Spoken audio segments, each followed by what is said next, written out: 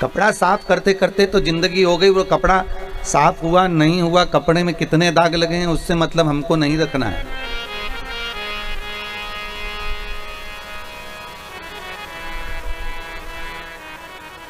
उस कपड़े में कितने जगह से वो फटा हुआ है, कितनी जगह से उसमें गंदगी लगी है, हमें उससे मतलब नहीं रखना है। ये मन गंदा नहीं होना चाहिए। हमें भगवान से इतनी प्रार्थना जरूर करना कि हम दूसरे के दोष ना देखें, हम दूसरे की गलतियां ना निकालें। हम हमारे कुल में अगर जन्म लिए हैं, हम जिस कुल में पैदा हुए हैं, हम अगर ब्राह्मण हैं, हम क्षत्रिय हैं, हम वैश्य हैं, हम शूद्र हैं, हम जिस कुल में जन्मे हैं उस कुल के अंतर्गत हम किसी में भेद ना देखें, हम किसी में गलतियां ना देखें।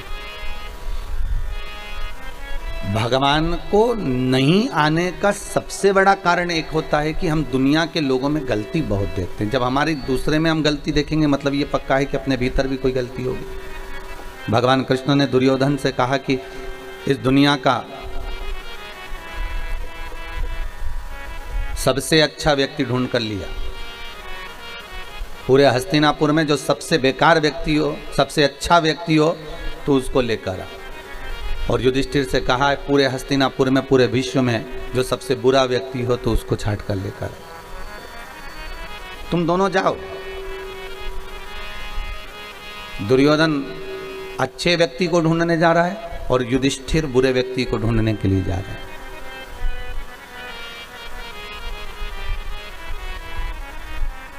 कई दिन लग गए इनको ढूंढने में, पर दुर्योधन को कोई अच्छा नहीं मिलता। दुर्योधन किसी को भी अगर देखता है ना तो उसमें पहले गलतियां देख लेता है। दुर्योधन अगर किसी से मिलता है तो उसमें गलती ढूंढ लेता है। युधिष्ठिर को बुरा नहीं मिला क्योंकि युधिष्ठिर जिससे भी मिलता है ना उसमें कुछ ना कुछ अच्छा ही देख लेता है।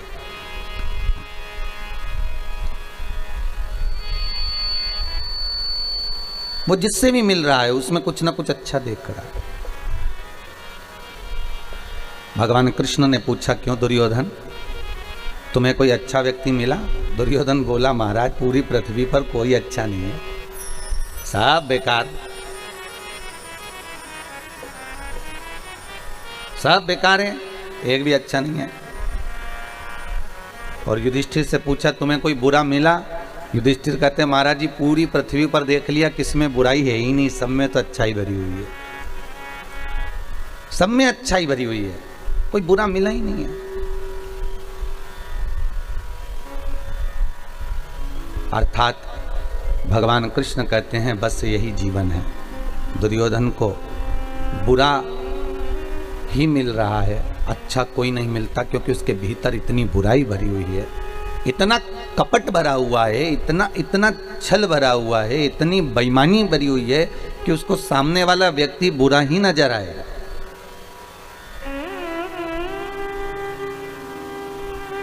और युधिष्ठिर बुरे से बुरे व्यक्ति में भी इतनी अच्छाई देख लेता है कि उसको सामने वाला व्यक्ति अच्छा ही नजर आता है। जीते जी हमने दुनिया के लोगों में बहुत सारी बुराई देखी और मरने के बाद हम बहुत सारी अच्छाइयाँ देखते हैं कि वो हमारी सास बहुत अच्छी थी, हमारा ससुर बहुत अच्छा था, हमारी वो काका जी चले गए वो बहुत अच्छे थे, वो ऐसे थे, वो हम मरने के बाद अच्छा देखा। अगर मरने के बाद किसी की बड़ाई कर रहे हो तो उसको थोड़ी ना प्राप्त हो रही है, भले तुम दुनिया में तुम डोंडी पीट कर कह दो, नगाड़े बजा बजा कर कह दो। भगवान कृष्ण जब तक भूमंडल पर रहे स्वयं के सगे बुआ के लड़के शिशुपाल तक ने गालियां दे दी महाराज। दूसरे से क्या आशा रखोगे? स्वयं की बुआ का लड़के हैं, भगवान कृष्ण की बुआ के लड़के हैं। और भगवान दाऊ जी महाराज से कह रहे हैं ये बुआ का लड़का है और इतनी मुझे गालियां दे रहा है, आपको दिख रहा है? तो दाऊ दादा कहते हैं बुआ का ही लड़का है ना, दे लेने दे गाली। नहीं, कभी चोर कर रहा है, कभी कपट कर रहा है, कभी छल कर रहा है, कभी ग्वाला कर रहा है, कभी शब्दों पर शब्द बाण चलाए जा रहा है।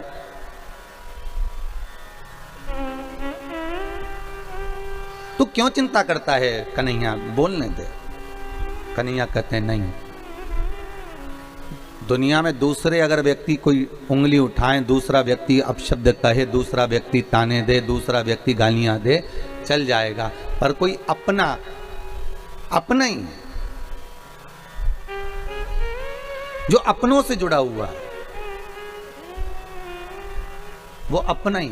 जब उंगली उठाता है अपना ही व्यक्ति, जब ताने देता है अपना ही व्यक्ति, जब गालियां देता है अपना ही व्यक्ति, जब अपशब्द कहता है तो बड़ा बुरा लगता है। मेरे कृष्ण कह रहे हैं,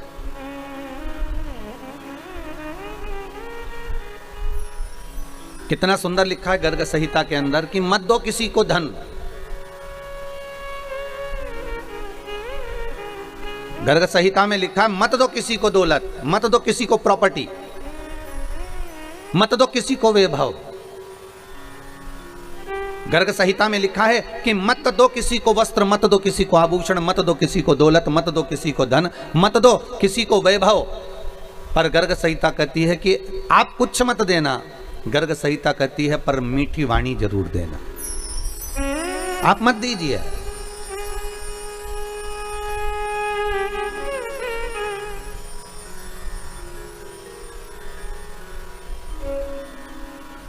एक मिठास से परिपूर्ण वाणी जरूर प्रदान करिए। क्या भगवान शंकर भक्तों के घर में ऐसी आ जाते हैं? नहीं, निर्मल मन चाहिए। कात्यायनी माता क्या ऐसे ही प्रकट हो गई? और किसको मारने के लिए प्रकट हुई थी? वो महिषासुर को।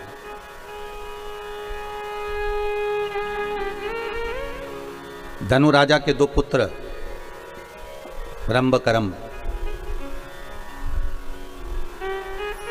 करम्ब चले गया संतान के लिए तप करते करते, पर उनके यहाँ संतान नहीं। रंभ को लगा कि मेरे भाई को मगर ने खा लिया, पानी में बैठकर हम दोनों भाई तप कर रहे थे और मेरे भाई को मगर ने खा लिया, तो क्यों ना अब मैं ये तप बंद कर कर मैं चारों तरफ से अग्नि लगाकर उस अग्नि के मध्य में बैठकर तप करूं। और रंभ उस अग्नि में बैठकर तप करते हैं और भगवान ब्रह्मा प्रकट होकर कहते हैं वर मांगो, तुम्हें चाहिए क्या? तो वो रंभ कहते हैं कि मुझे वर ये दे दीजिए कि मेरे घर में संतान नहीं, औलाद नहीं, बस इतनी कृपा कर दीजिए कि मेरे घर में संतान हो जाए। ब्रह्मा जी ने वर दे दिया। जब तुम तप कर कर उठोगे, उठकर तुम जैसे जाओगे और जिसको भी तुम प्रेम से, करुणा से, वात्सल्यता से, स्नेह से जिसको भी देख लोगे, उसी के द्वारा तुम्हारी औलाद हो जाएगी, उसी के द्वारा तुम्हारा बच्चा हो जाएगा। तुम जिसको स्नेह से देख लोगे, जिसको प्रेम से देख लोगे, बस उसी के द्वारा तुम्हारा बच्चा हो जाएगा।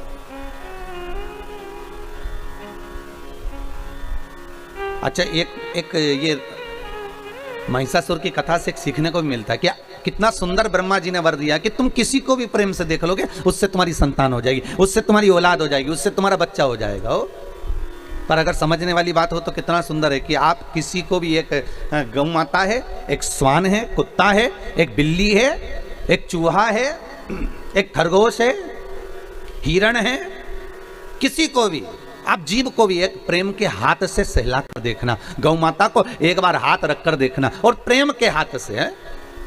एक कुत्ते के बच्चे को भी आप प्रेम से सहला कर देखना, वो आपके पीछे पीछे दुम हिलाकर घूमेगा। आप गौ माता को सहला कर देखना, गाय भी आपके सामने गले को ऊंचा करेगी कि और मुझे सहलाते जाए। प्रेम अर्थात अगर यहाँ कहा जा रहा है कि आप अगर किसी को प्रेम से देखोगे तो उसी के द्वारा तुम्हारी संतान होगी, उसी के द्वारा तुम्हारी औलाद होगी, उसी के द्वारा तुम्हारा पुत्र होगा। तो शास्त्र यही कहता है कि आप जिसको प्रेम देंगे वो अपना हो जाएगा, आप जिसको स्नेह देंगे वो अपना हो जाएगा, भले विरोधीवासी क्यों ना हो। एक संत गंगा नहाकर आ रहे थे और एक व्यक्ति इनसे बहुत ईर्ष्या करता था क्योंकि इनका नाम बहुत चल रहा था। जब किसी संत, साधु, सन्यासी, तपस्वी, ब्राह्मण,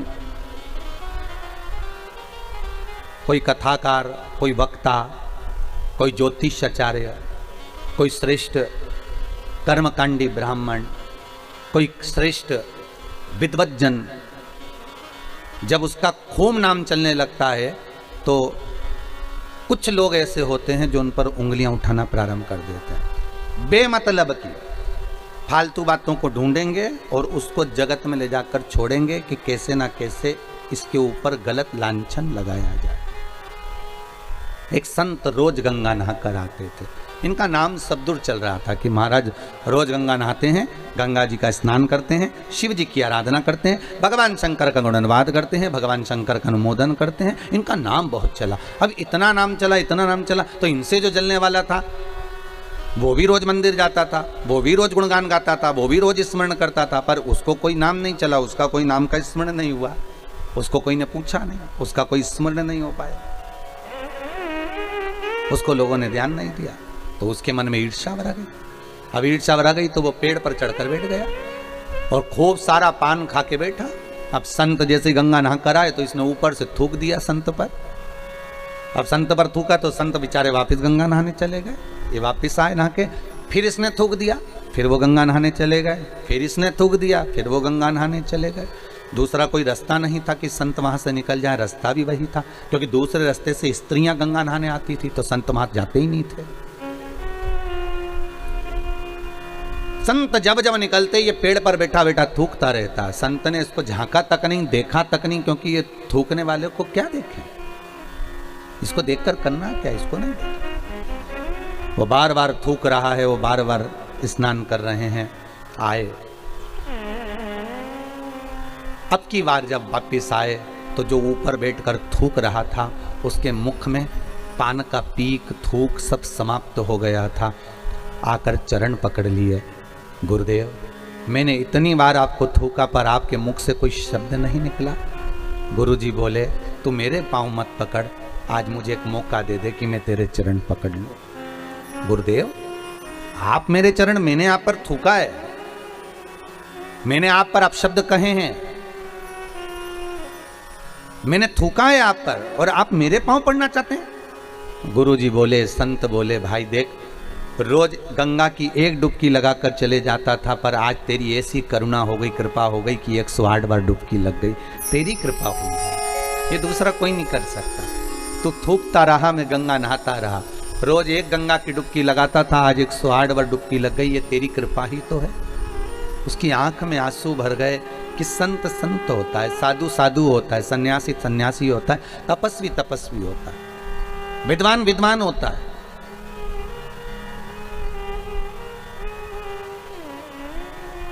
दुनिया के लोग कितनी भी उंगली उठाएं, कितने भी ताने दे, कितने भी अपशब्द कहें, आप मौन रहिए, संत जैसा भाव रखिए।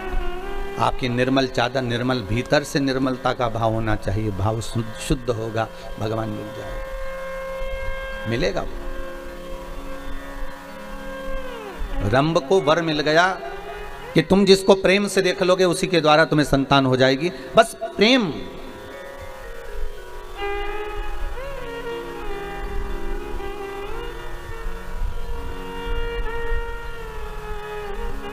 बहुत अंतर है महाराज जी प्रेम और प्यार में, जमीन और आसमान का अंतर है, बहुत ध्यान देना हमारा।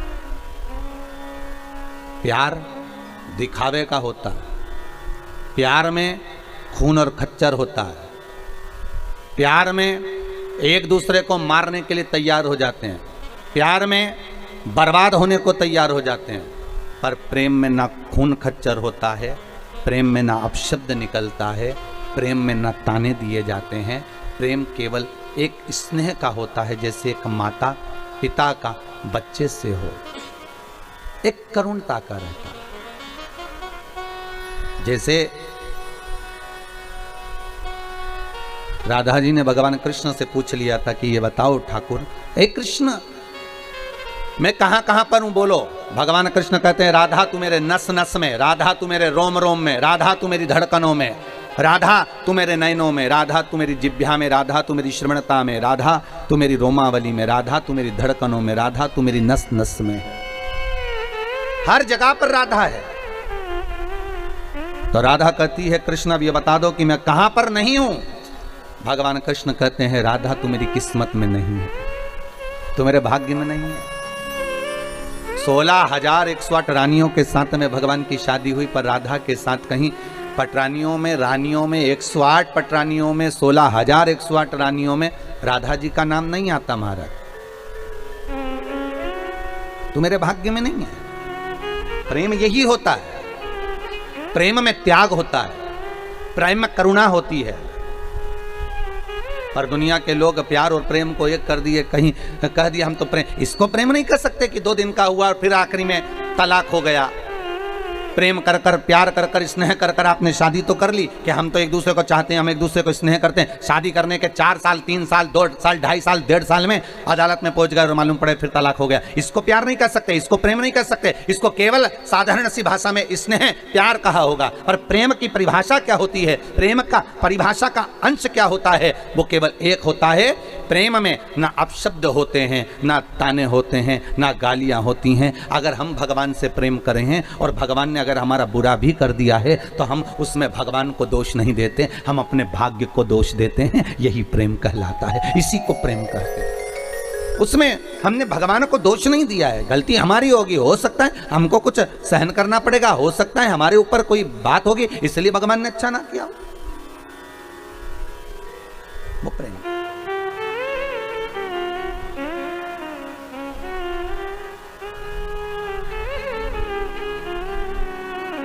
वो प्रेमता है। महाराज रंभ, तुम जिसको प्रेम से देख लोगे उसी के द्वारा संतान हो जाएगी। बस शास्त्र बहुत सुंदर बात कह रहा है। आप पड़ोसी के बच्चों से भी प्रेम कर लोगे ना तो वो जाके तुम्हारे लिए दूध की थैली ला देंगे। बोलो सही है कि गलत है? बच्चों के, पड़ोसी के बच्चों से भी कह दोगे प्रेमवश की बेटा जाओ लिया तो वो ला देंगे, प्रेम के बल पर। पड़ोसी के बच्चे भी अपने बच्चे बन जाते हैं अगर प्रेम है तो फिर रंभ के लिए ब्रह्मा जी ने कहां गलत कह दिया? रंभ के लिए ब्रह्मा कहां गलत कह रहे हैं कि तुम जिसे प्रेम से देखोगे वे तुम्हारी संतान हो जाएगी? और जैसे ही रंभ उठा, सामने से एक महिष निकल कर जा रही थी, एक भैंस निकल कर जा रही थी, और रंभ ने उसी भैंस को, उसी महिष को प्रेम से देख लिया। प्रेम से देखा, भैंस का गर्भ ठेर गया, महिष का गर्भ ठेर गया। और भैंस का जब गर्भ ठेरा, जब भैंस अपने घर पर गई तो इसका जो भैंसा था, महिषा था, उसने देखा कि मेरी पत्नी गर्भ से कैसे हो गई। ध्यान लगाया उस महिषा ने, उस भैंसे ने, तो ध्यान में आया कि रंभ के दृष्टि से इसका गर्भ ठेर गया। और रंभ की दृष्टि से अगर गर्भ ठेरा तो इसको क्रोध आ गया। रंभ जा रहा था अपने घर की ओर, भैंसे ने, महिषा ने दौड़कर उस रंभ के प्राणों को हर लिया। जब रंभ के प्राण हर लिए, मर गया रंभ। रंभ का अंतिम संस्कार हो रहा था, चिता तैयार हुई, उस पर रंभ को रखकर जलाया जा रहा था, अंतिम संस्कार किया जा रहा था। उसी समय पर भैंस को लगा, महिष को लगा कि बताओ इसका पुत्र मेरे गर्भ में है, अर्थात अगर इसका पुत्र मेरे गर्भ में है तो मैं इसकी पत्नी हूं, और पत्नी का कर्म है कि पति के साथ सती हो जाए, तो क्यों ना मैं अपने पति के साथ सती हो जाऊं। और धधकती हुई अग्नि में, धधकती हुई चिता में वो भैंस, वो महिष कूद गई, और जैसे ही कूदी उसके गर्भ से एक बच्चे ने जन्म लिया जिसका नाम महिषासुर हुआ। क्या नाम पड़ा है? महिषासुर। एक बेटे ने जन्म ले लिया जिसका नाम महिषासुर हो गया। अब महिषासुर ने जन्म तो ले लिया, पर महिषासुर ने विचार करा कि देवताओं से द्वेष करूंगा तो मैं मारा जाऊंगा। महिषासुर ने सबसे पहले ब्रह्मा जी से तप करा, और ब्रह्मा जी का तप कर ब्रह्मदेव से कहा, ब्रह्मदेव मुझे वर दीजिए कि मैं मरूं ना। ब्रह्मा जी ने कहा, यह तो हो ही नहीं सकता कि तुम नहीं मरोगे, मरना तो पड़ेगा। मृत्यु लोक में आए हो तो मौत तो निश्चित है। माता के गर्भ से जब तुम्हारा जन्म हुआ, नाल कटी, उसी समय पर लिख दिया गया था कि कहां मरोगे, किस जगह पर मरोगे, कौन सी तिथि, कौन सा पल, कौन सी घड़ी, कौन सी जगह, एक एक स्थान को निश्चित कर दिया गया था कि कहां तुम्हारे प्राण छूटेंगे, किस जगह पर तुम मरोगे, तुम्हारी अंतिम संस्कार, अंतिम जगह कहां होगी, अंतिम श्वास तुम किस जगह पर लोगे, वो निश्चित करा गया। अंतिम पल, अंतिम घड़ी, अंतिम क्षण निश्चित किया।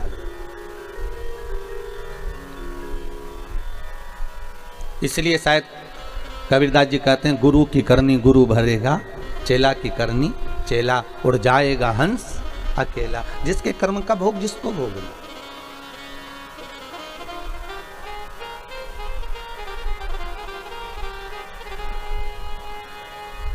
अपने कर्म का भोग अपने को भोगना, कोई दूसरा नहीं भोगना। हम कई बार कहते हैं माताओं से, आप अपने पतियों से कभी कभी पूछा करो, आप जो कमा कर ला रहे हो वो किसके लिए कमा रहे हो?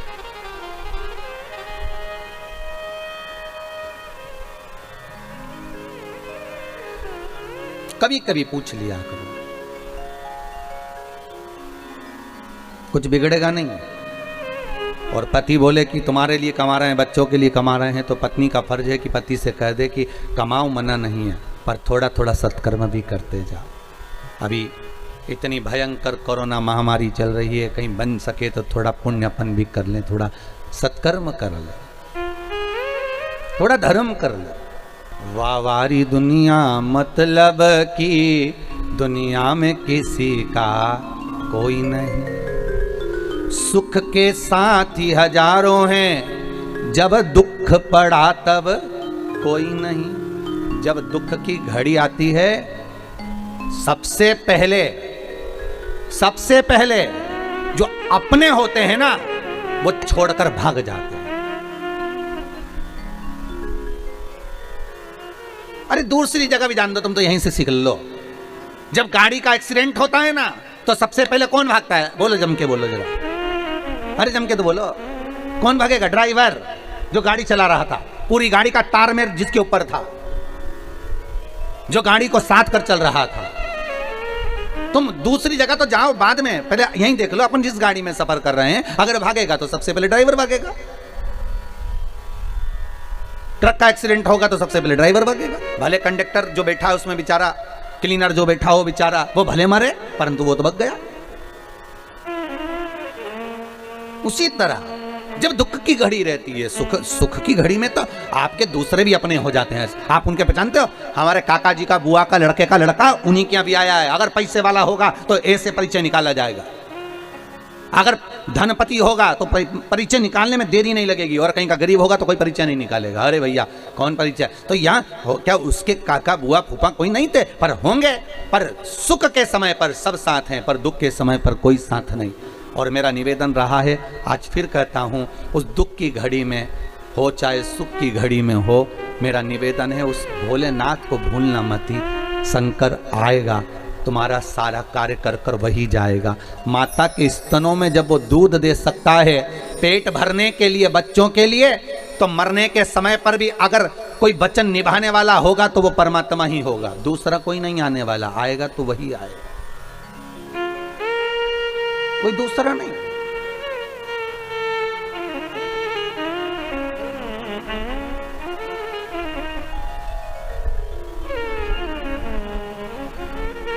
हम उसको साध लें। अरे कितना सुंदर कहा है ब्रह्मा जी ने, प्रेम करोगे तो किसी से भी तुम्हारी संतान की प्राप्ति हो सकती, प्रेम करोगे तो हो सकता है पराये भी अपने हो जाए। प्रेम के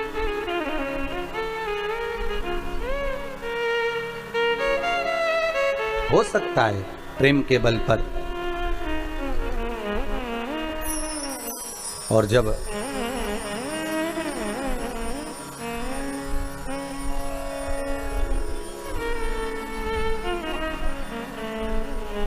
भगवान भूत भावन भूतेश्वर शिव की कथा कर रही है, ब्रह्मा से वर मांगा गया कि आप हमें वर दे दीजिए। तथास्तु ब्रह्मदेव कहते हैं मांगिए क्या चाहिए, बस मैं मरूं ना। तो ब्रह्मा जी कहे ये तो हो ही नहीं सकता, मृत्यु निश्चित है, वो मरना तो पड़ेगा, मृत्यु निश्चित है, पर भय खाकर मत मरना।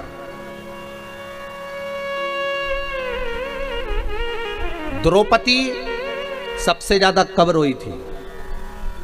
जिन्होंने भागवत सुनी हो तो उत्तर जरूर दीजिएगा। टीवी चैनल के माध्यम से जितने लोग आस्था टीवी पर कथा सुन रहे हैं उनसे भी निवेदन है, बोलो, अपने मन से बोलो। उत्तर तो हम बता ही देंगे, पर आप थोड़ी सी देर के लिए सोचो कि द्रौपदी सबसे ज्यादा कब रोई थी? उसका चीर खिंचाया जब रोई थी क्या? वन में गई थी तब रोई थी क्या? सारे रिश्तेदारों के सामने वस्त्र खींचा गया तब रोई थी क्या? नहीं। द्रौपदी सबसे ज्यादा कब रोई थी? जब सोते हुए 5 पुत्रों का वध हो गया था। कब रोई? जब 5 पुत्र सोते हुए मर गए। तो युधिष्ठिर ने पूछा, द्रौपदी तू इतनी विद्वान नारी, तेरी विद्वत्ता के तो लोग बखान करते हैं, भजन करते हैं, तेरा स्मरण करते हैं, और तू अपने पुत्रों के मोह में रो रही है? पुत्रों के मोह में? द्रौपदी कहती है पुत्र मर गए उसका रोना नहीं आ रहा है, तो फिर रो क्यों रही है? द्रौपदी कहती है पुत्रों के मरने पर नहीं रो रही हूँ, रो इस बात के लिए रही हूँ कि इन पुत्रों को युद्ध के मैदान में मरना था और ये पलंग पर सोते सोते मर गए। इन पुत्रों को युद्ध के मैदान में मरना था और ये पलंग पर सोते सोते मर गए। मुझे रोना इस बात का आ रहा, मैं रो इस बात के लिए रही हूं। बस आपसे भी निवेदन है, युद्ध के मैदान में मरना है हमको, हमें डर से नहीं मरना। कोरोना का भय नहीं होना चाहिए तुम्हारे भीतर कि जरा से तुमको सर्दी खांसी हुई, जरा सा तुम्हारा गला सूखा, जरा सा तुम्हारा स्वाद आना बंद हो गया, तुमने सोच लिया कि अब तो बस जाने का समय आ गया, आंख में आंसू भर रहे, एकांत में कमरे में पड़े हुए रो रहे, बिलख रहे। अब सबसे कह दिया दवाई गोली लो, डॉक्टर को दिखाओ, मुख पर मास्क लगाओ, सैनिटाइज का प्रयोग करो, सोशल डिस्टेंसिंग रखो। मना नहीं है, दवाइयां भी पूरी लो, डॉक्टर को भी दिखाओ, जांच भी कराओ। और अगर मान लो रिपोर्ट जैसी भी आए, पर निवेदन केवल इतना है कि डरना नहीं है, युद्ध के मैदान में जाना है। और हो सकता है कि उस युद्ध के मैदान में, और कांप कर नहीं, डर कर नहीं,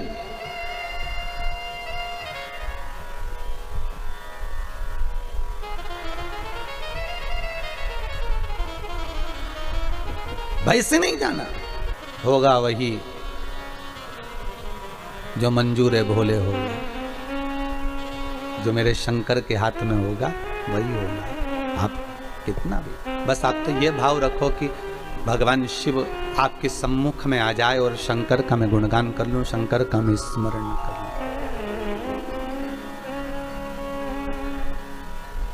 और कुछ नहीं।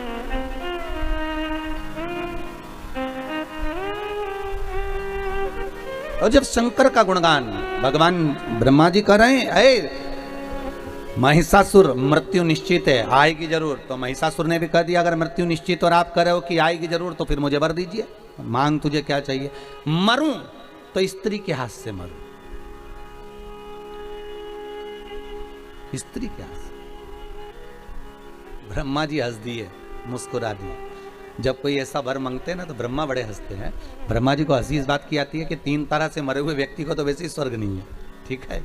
एक पानी में डूब के मरा हुआ, एक सर्प का डसा हुआ, और एक स्त्री के हाथ से मरा हुआ, और ये वर क्या मांग रहा है कि स्त्री के हाथ से मर जाओ। तो ब्रह्मा तो वैसे खुश हो गए कि इनकी बुद्धि ना जाने कब फिर गई है। अगर मांगना ही था तो ये मांग सकते थे कि अगर मरूं तो भगवान शंकर का गुणगान करते करते मरूं, मैं भगवान का स्मरण करते करते मरूं, भगवान का भजन करते करते मरूं, भगवत नाम स्मरण करते हुए मरूं।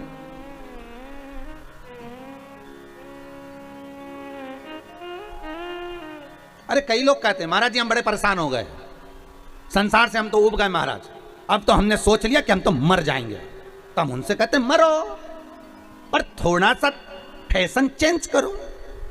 ये रस्सी बांधकर, जहर खाकर, पानी में डूबकर, ट्रेन के नीचे, गाड़ी के नीचे, ऊपर से गिरकर, ये तो ओल्ड फैशन है मरने का। कोई नया फैशन निकालो मरने का।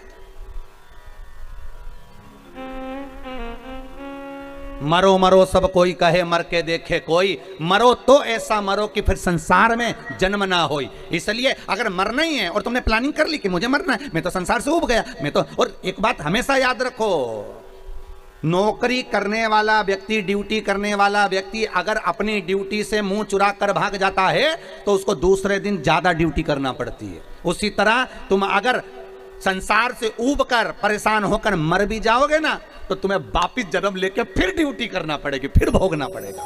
इसलिए मरने की तो प्लानिंग करो ही मत, और अगर प्लानिंग कर ली है तो भगवान का भजन करो, सेवा करो, अर्चना करो, अच्छा कार्य करो, अपने हाथों से पुण्य करो, धर्म करो, दान करो, सत्कर्म करो। भगवान से कहते रहो, हे भोलेनाथ मुझे ऐसा धन देना कि मैं भले परिवार में ना लगाऊं पर सत्कर्म में लगाता रहूं, कोई को भूखा ना जाने दूं, किसी के आगे किसी को हाथ ना फैलान दूं, ऐसा धन मुझे दे। और फिर सेवा करते करते करते करते प्राणों को त्याग दो, तो मजा है कि हाँ प्राण त्यागे। फिर हम भले खिलवा देंगे कि हाँ इसने सुसाइड कर लिया है, फिर हम भले कह देंगे, पर भगवत भजन करते हुए, स्मरण करते हुए, मुझे दास बना कर रख लेना,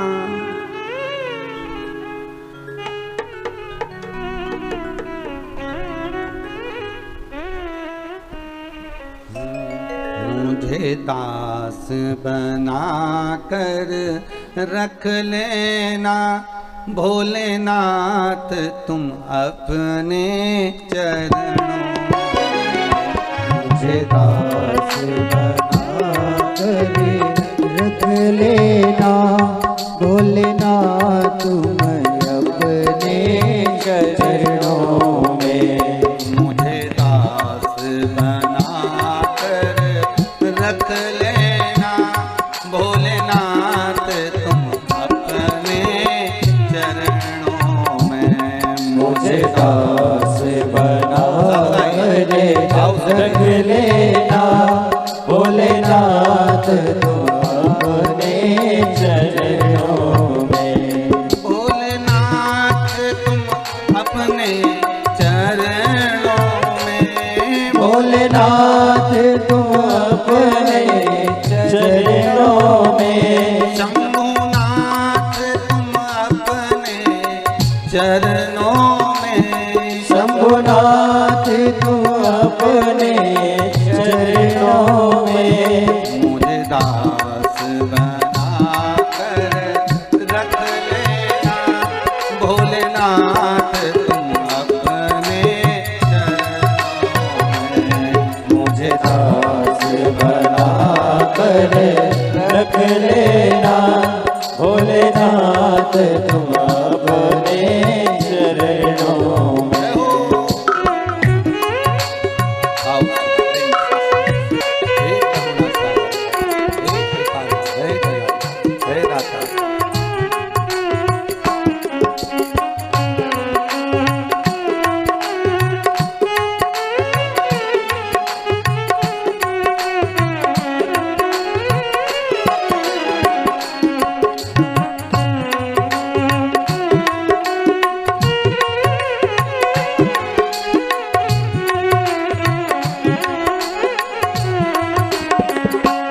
मैं भला बुरा हूँ तेरा हूँ। मैं भला बुरा हूँ तेरा हूँ। मैं भला बुरा हूँ तेरा हूँ।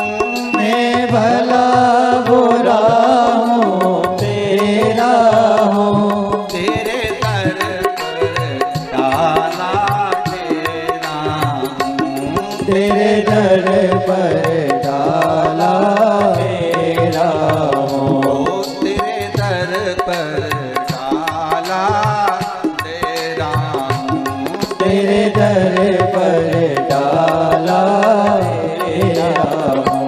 मुझे जाकर जान के रख लेना मुझे जाकर जान के रख लेना भोलेनाथ तुम अपने चरणों में। मुझे जाकर जान के रख लेना भोलेनाथ तुम अपने चरणों में। मुझे दास बना कर रख लेना भोलेनाथ तुम अपने चरणों में। मुझे दास बना कर रख लेना भोलेनाथ तुम अपने चरणों में। शंभो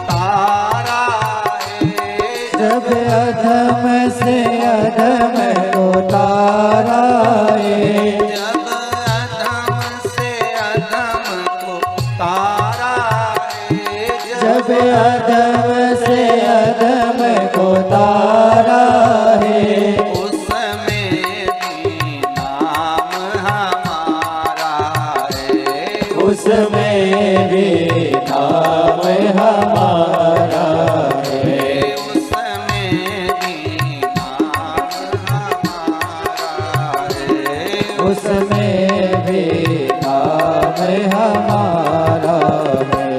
मुझे धार समझ के रख लेना, मुझे धार समझ के रख लेना, भोलेनाथ तुम अपने चरणों में, मुझे धार समझ के रख लेना, भोलेनाथ तुम अपने चरणों में। मुझे दास बनाकर रख लेना, भोलेनाथ तुम अपने चरणों में, मुझे दासी बना कर रख लेना, भोलेनाथ तुम अपने चरणों में। मुझे दास बनाकर रख लेना, भोलेनाथ तुम अपने चरणों में, मुझे दास बना कर रख लेना, भोलेनाथ तुम अपने चरणों में।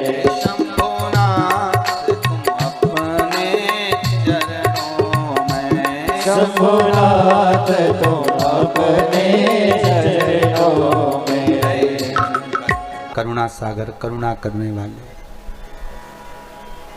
महिषासुर ब्रह्मदेव से वर मांग रहे हैं। ब्रह्मा जी वर दे दो कि मैं अगर मरूं तो स्त्री के हाथ से मरूं, स्त्री के हाथ से। तथास्तु कह दिया।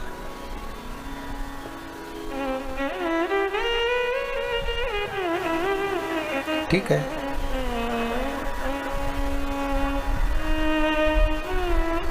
पर तुम मांग रहे हो मरने का कि स्त्री के हाथ से मर जाऊं, पर समझ नहीं पा रहे हैं। ब्रह्मा जी बोले हमको वर देना, हम तो दे दिया है, कोई दिक्कत वाली बात नहीं, हमें देने में कोई दिक्कत नहीं है, हम तो वर दे देंगे, आशीर्वाद भी दे देंगे कि हाँ तथास्तु, और तुम्हें मिल भी जाएगा। होता है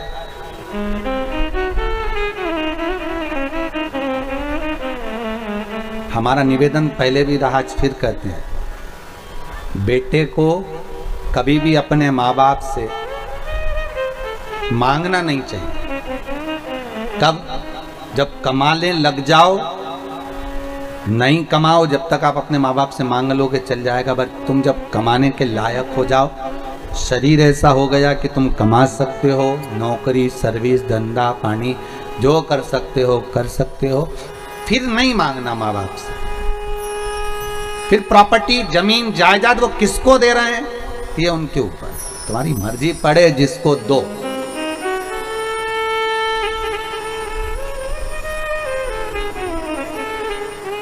क्या चाहिए?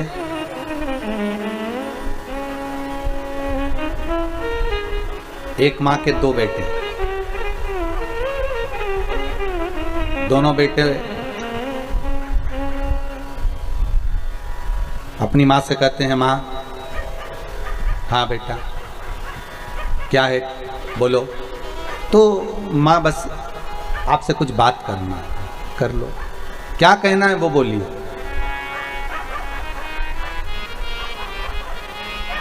एक बेटा बोलता है माँ मुझे जो आपने मकान बनाया है और जो जमीन है दुकान है वो मुझे दे दो। ठीक है ले जा, दे दिया। फिर एक बेटा आया, माँ बोली बेटा दुकान भी उसने ले ली है, मकान भी उसने ले लिया है, जमीन भी उसने ले ली है। बेटा कहता है माँ आशीर्वाद तो दे दे। क्या दे दे? आशीर्वाद।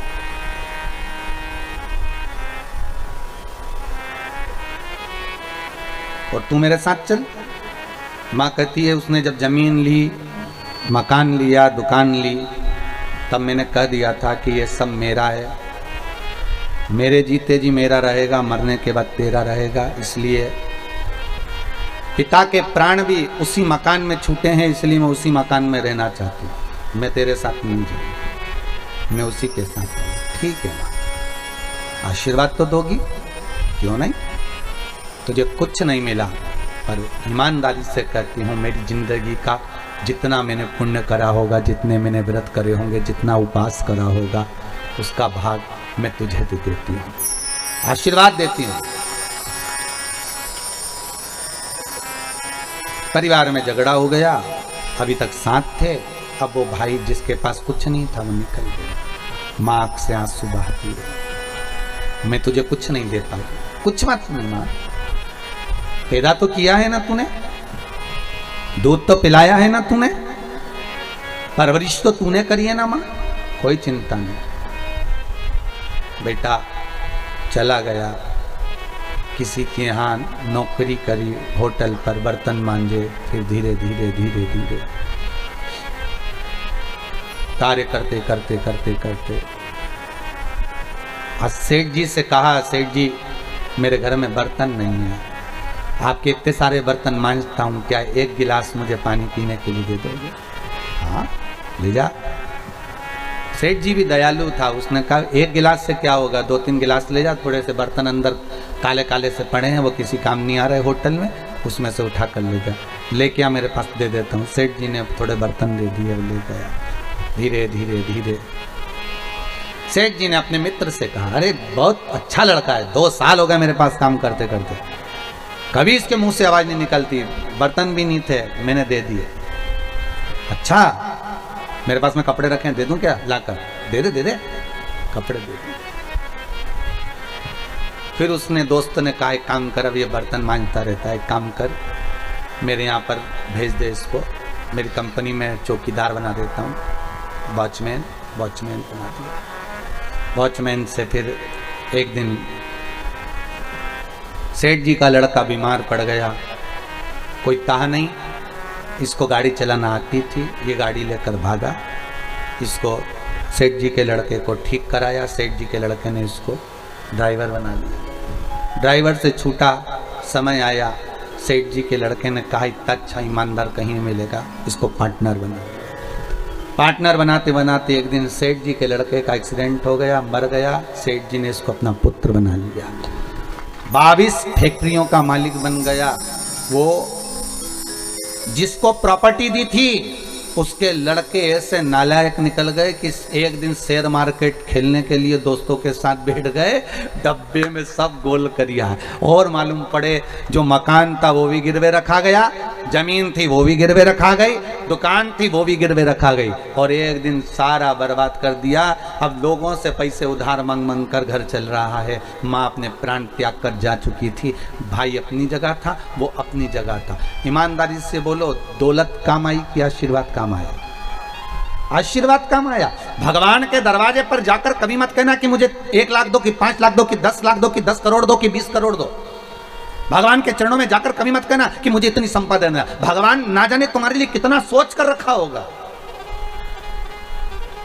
उस परमात्मा ने तुम्हारे लिए कितना सोचा होगा, कितना विचार कर। बेटों की शादी नहीं होती, बेटियों की शादी नहीं होती तो चिंता बढ़ जाती है, कैसे होगी, ना जाने कब होगी, हमें चिंता लग गई। पिछली बार भी लॉकडाउन पड़ गया था, अब की बार फिर लॉकडाउन पड़ गया, बेटे की शादी कहां से होगी, बेटी की शादी। चिंता ना करना, जन्म उसने दिया है, भरण पोषण की जवाबदारी उसकी है। एक पक्षी रात को सोता है तो पेड़ की डाली को पंजे से पकड़कर सोता है, पक्षी जमीन पर गिरता है क्या? नहीं। जब वो सोने वाले पक्षी को जमीन पर नहीं गिरने दे सकता तो तुम्हें गिरने देगा क्या? विश्वास प्रबल रखना, पक्का रखना। अगर भरोसा है तो भगवान है, और अगर भरोसा नहीं तो मेरा शंभु भी नहीं है। दुनिया के लोगों को तो लगता है कि ये सियोर वाले मिश्रा जी ऐसी ऐसी कथा कहते, पत्थर कोई भगवान बना दिया है, शंकर के शिवलिंग के लिए इतना अनुष्ठान, इतना पूजन, इतना स्मरण, ये करोगे तो ये मिलेगा, ये करोगे तो ऐसा हो जाएगा। शंकर का इतना अनुमोदन।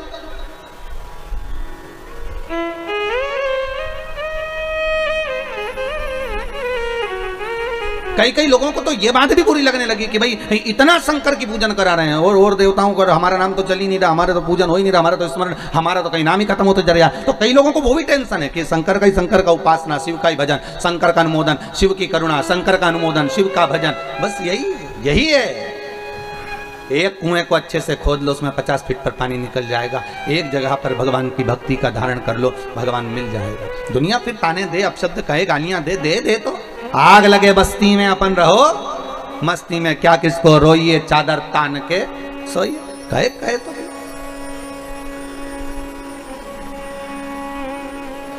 बोलेंगे लोग, बोलने वाले बोलते रहे, मांग ले तुझे क्या, मरना है निश्चित है, मृत्यु आएगी पक्का है, पर स्त्री के हाथ से मरूंगा, ठीक है।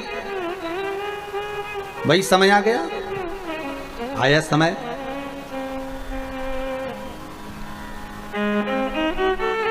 इसने उपद्रव मचाना चालू कर दिया। जब व्यक्ति के पास में बहुत सारा वैभव आ जाता है ना, तो फिर वो किसी को नहीं गिनता।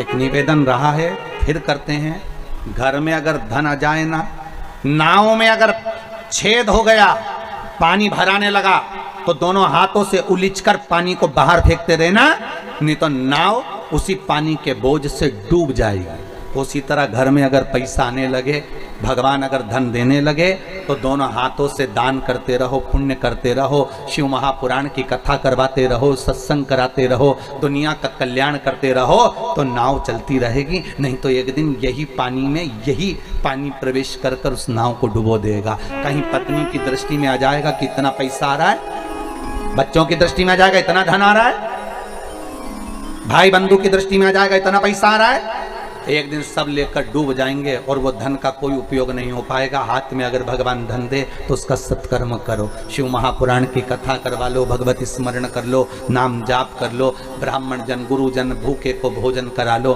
किसी गरीबड़ी की लड़की की शादी कर दो, कहीं किसी को दवाई में कुछ रुपये की जरूरत पड़ रही हो, उठा कर दे दो, ले भैया, अगर आज तुम्हारी जान बच जाएगी तो हो सकता है भगवान हमारी जान बचा कर रख लेगा। थोड़ा सहयोग कर दो। कोई पढ़ना चाहता है और पैसा नहीं है तो उसको पढ़ा लिखा दो, हो सकता है कभी तो याद करेगा, जब अच्छे पद पर पहुंच जाएगा तो कहेगा तो सही कि मेरे को किताब उसने दिलाई थी, मुझे उसने दिलाया। बुरे वक्त का एक एक पल व्यक्ति को याद आता है, याद रखिएगा। अच्छे वक्त में जो तुमने करा वो याद नहीं आएगा, पर बुरे वक्त में अगर जिसने साथ दिया होगा, जिसने कहा होगा, कई लोग कहते हैं महाराज जी हमारा बुरा वक्त चल रहा है, हमारा स्मरण, हमें इतनी तकलीफ चल रही, पर आपने जो बताया हमको फल मिला, आज हम भूल नहीं पाएंगे, हमारी जिंदगी से हम निकाल। अर्थात ये आपका पुण्य है, आपकी प्रबलता है, आपका स्नेह, आपकी करुणता है, आपका भाव है, आपकी निर्मलता है। चित्तवृत्ति स्नेह है।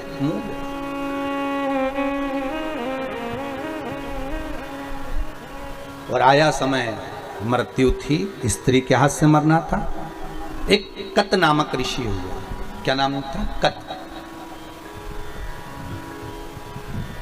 और कत नामक ऋषि के घर में एक पुत्र हुआ जिनका नाम था कात्य। क्या नाम पड़ा? कात्य। कात्य ऋषि ने अपने पिता के बतलाए अनुसार शंकर भगवान की ऐसी भक्ति धारण करी कि शंकर भगवान के शिवलिंग का निर्माण कर शिवलिंग के सामने हृदय चित्त को जोड़कर शंकर के मंदिर में शिवलिंग के सम्मुख में बेलपत्री चढ़ाना, शंकर का अनुमोदन करना, पूजन करना और उसी जल को नयनों से लगाकर भगवान शिव का स्मरण करना। कत के घर में हुए कात्य, और कात्य के घर में फिर एक पुत्र हुए जिसका नाम था कात्यायन। क्या नाम था? कात्यायन। कात्यायन ऋषि ने ऐसा तप करा, जब वो 4 साल के थे कात्यायन ऋषि, तो अपने पिता कात्य से पूछा, पिताजी भजन करना, सत्संग करना, स्मरण करना, संकीर्तन करना, पूजन करना, पाठ करना, इन सब में सर्वश्रेष्ठ क्या है? सर्वश्रेष्ठ क्या? नाम ले सकते हो ले, और जितना भगवान की सेवा कर सकते हो, चाकरी कर सकते हो उतनी करो, जितनी चाकरी कर सकते हो। चाकरी का मतलब मालूम है ना? नौकरी।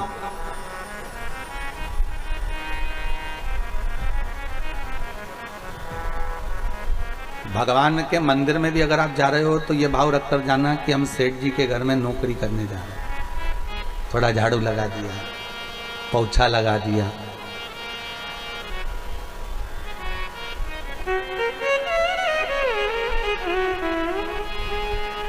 हमारे यजमान हम जब स्नान करने जावे तो वो पूरी वाशरूम धो के आ। हमने भगवती महाराज जी से कहा कि यजमान को बोल दो, घर में कोई और सेवक हो तो उनको बोल दो, वो धो दिया करेंगे वाशरूम। पर यजमान खुद स्वयं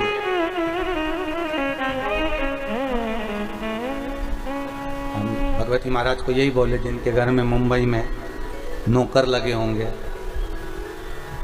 जिनके घर में मुंबई में सेवक लगे होंगे, कंपनी में और भी लोग काम करते होंगे, उनके यहाँ दूसरे काम करते होंगे, पर देखो कितना भाव है कि अगर कोई गुरुजन स्नान के लिए जावे तो वाशरूम भी वो स्वयं साफ कर रहा। भाव देखिए, उसकी निर्मलता देखिए।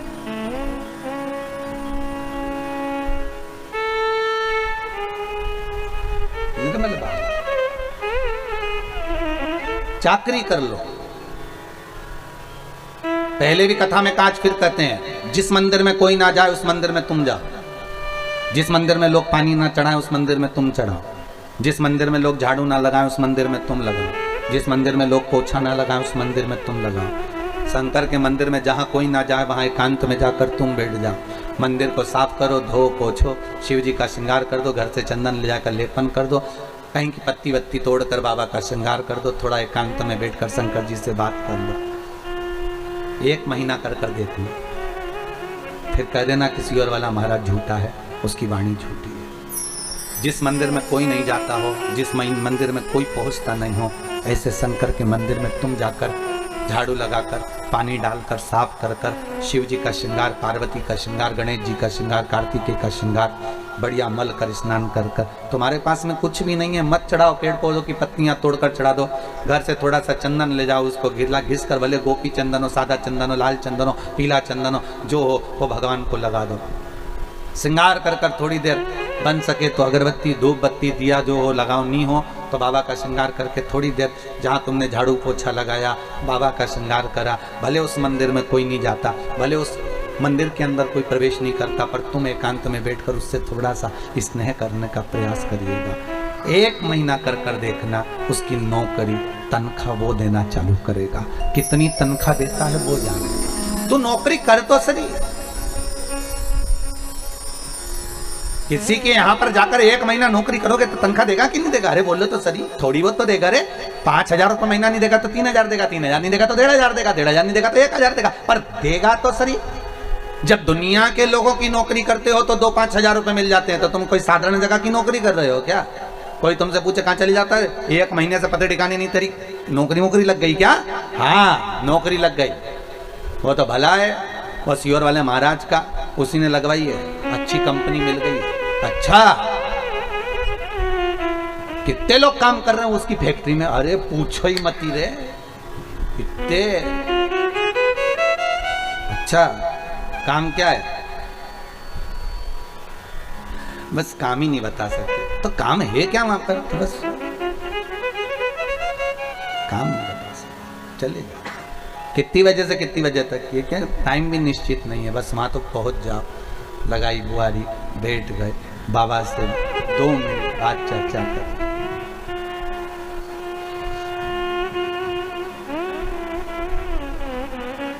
2 मिनट बैठ कर आप बस बाबा से चर्चा कर लिए, स्नेह कर लिए, बोल दिए दिल की बात। और फिर निवेदन करूंगा, जब आप चाकरी करो, नौकरी करो, तो बोलना मत ही कि मुझे धन देना, कि दौलत देना, कि सत्ता देना, मत बोलना। सेठ है वो, सब जानते हैं। आप तो केवल सेवक की करो, आप तो केवल चाकरी करो। मनुष्य का मेरे भोले तेरी नौकरी सबसे बढ़िया है, सबसे खरी। तेरे दरवाजे की चाकरी सबसे बढ़िया है, सबसे खरी। मेरी किस्मत का जब गुल खिला, तब जाकर के ये दर मिला। मेरी किस्मत का जब गुल खिला, तब जाकर के ये दर मिला। मिल गई मुझको चौखट तेरी, मिल गई मुझको चौखट तेरी। सबसे बढ़िया है सबसे खरी, तेरे दरवाजे की चाकरी। सबसे बढ़िया है सबसे खरी। मनुष्य का वो क्या दे।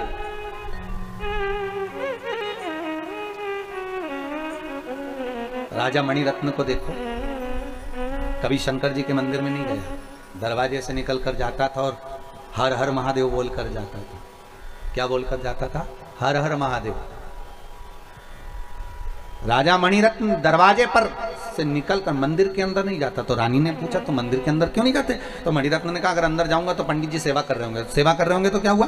पंडित जी सेवा कर रहे होंगे तो वो मेरे को देखेंगे तो सेवा छोड़ देंगे, क्योंकि मैं राजा, और राजा को देखकर सेवा छोड़ेंगे और मेरे सामने हाथ फैला कर कहेंगे महाराज हमको ऐसा दे दो। जब त्रिलोकी का नाथ त्रिकालदर्शी कैलाशी शंभू बैठा है और उसके सामने लोग मेरे हाथ जोड़े और मुझसे कहें कि मुझे ये दे दो, ये अच्छा नहीं लगेगा। हम कई बार कथा में कहते हैं, आज फिर कर रहे हैं कि आप किसी पर विश्वास करो ना करो, पर शंकर पर विश्वास